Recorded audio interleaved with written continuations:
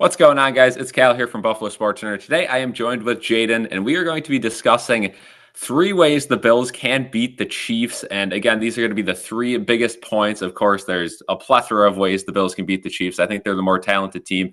Let's start off by talking about the first point I want to make, and that is you have to let Josh Allen cook. He's been limited this year, hasn't put up the big number stats that we're used to seeing, but he's still having a monster year. He's going to fall probably second in MVP voting. Jaden, what's your opinion on Josh Allen this weekend? Do you think they have to let him just play hero ball? Yeah, absolutely, you have to. Last week against Baltimore, second half, they really took the ball out of his hands. Joe Brady, got real conservative, could have put the game away, kind of chose not to, which was a little strange. But, this week against Kansas City, you got to go full board. Just let Josh be Josh, let him be the MVP. You got to let him go out and win the game for you. Yeah, and we've seen several times in the past the Bills fall short to the Chiefs in the playoffs.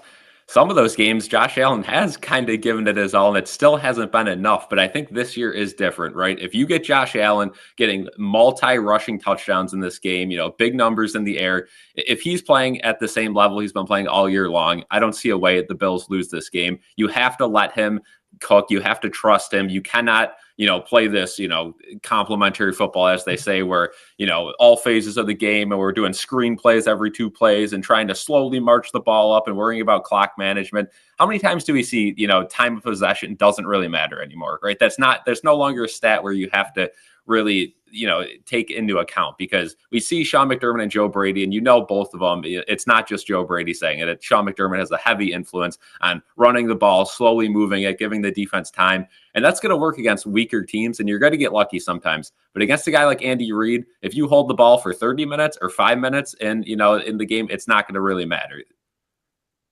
Yeah, the Chiefs are the Chiefs. They're going to get their points no matter what. You can try and keep the ball out of their hands, and it's a fine strategy. But either way, it's going to come down to just who executes better, who makes more big plays, who cashes in on the red zone opportunities. So time of possession, it's important, but it's not everything. I completely agree. Moving on to point number 2 of this video, you guys guessed it, contain Travis Kelce. We all know Mahomes, he's going to have those magical plays. You're not going to be able to stop him, right? He's going to have those 3rd and 15s where he's scrambling around looking like a Lamar Jackson or a Josh Allen, and just, doing, as Chris Collinsworth would say, the Mahomey thing, where he just, a sidearm slings it 20 yards down the field and gets to the first down. You have to contain Travis Kelce, though, because this is a Chiefs team that, once again, doesn't have many options. Now, they have added DeAndre Hopkins, who had 0 catches last week. He's sort of, kind of on this downward trend, still a big factor, could potentially be a game-winning factor for the Chiefs in this game. They have Xavier Worthy, who they drafted, who is a gadget-type wide receiver. He can be used downfield. He can be used in the run game a little bit, too. But we all know who the real killer is on the Chiefs. It's Travis Kelce. How can the Bills stop him on those underneath routes and, 3rd down? Yeah, how many times do you see it? It's 3rd down, you're screaming at the TV, cover Kelce, it's going to Kelce, and he just always finds a way to get open.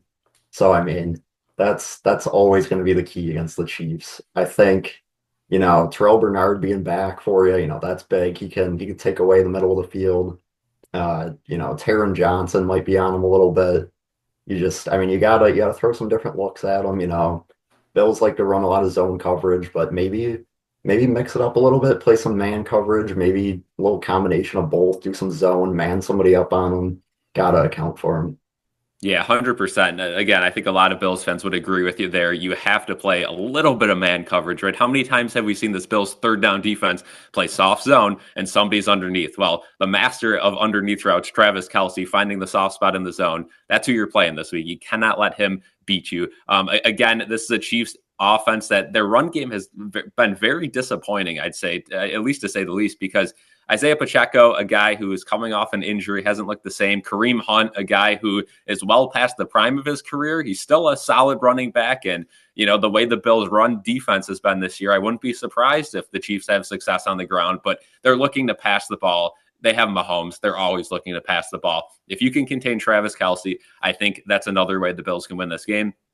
The last point I want to make, a little unorthodox, but I think all Bills fans can relate. We cannot have any special teams blunders. The first thing I think of is that missed field goal last year in the playoff game against the Chiefs. Tyler Bass misses, I believe, a 41-yard field goal wide right. That one completely put the Bills out of the game. How many times have we seen dumb? I mean, you look at that 13 seconds game, right? I'm not even blaming the defense or anything. Again, you got to squib kick that, right? They kick it out of the end zone, give the Chiefs way too much time. This special teams on this Bills team has been so poor the last 5 years. It's just, a glaring spot where the Bills have to fix it. And unfortunately, it's not a big enough problem where they have addressed it, but it just comes to bite them in the worst of worst times. Yeah, I mean, you're a good team. You don't want to grab any, bad PR late in the season. But I mean, I think if the Bills were a little bit worse, I think Matt Smiley would be out the door towards the end of the season there. I mean, just so many special teams blunders. I mean, but you got what you got right now. You got to roll with it. Tyler Bass, he's been better as of late. Hopefully he can keep it going. Bills, kick coverage is spotty. It can be good. Mac Hollins gunning down the field on punts. He's been pretty good, but I mean, you just a lot of penalties, a lot of missed tackles. You just got to hope for the best. Yeah, we talked about kickoffs and kicks. You bring up punts. I mean, we lost a game on a block punt earlier this season. How many fake punts, too, right, this year that the Bills have fell for? That stuff cannot happen in the playoffs. And you're going against one of the smartest coaches, if not the smartest coach in the league, Andy Reid. He's got some trick plays lined up in case his Chiefs, start to slip away, which very well could happen in this game, which, I don't see how the Chiefs are favored in this game. I guess they're home and they're trying to three-peat, but overall, I think the Bills just have the better roster. So that's going to be the end of this video. Those are 3 ways the Bills can beat the Kansas City Chiefs. It's going to be a fun one. It's going to be a great one. Thank you guys for watching this video. Leave a like on this video, subscribe, and peace out.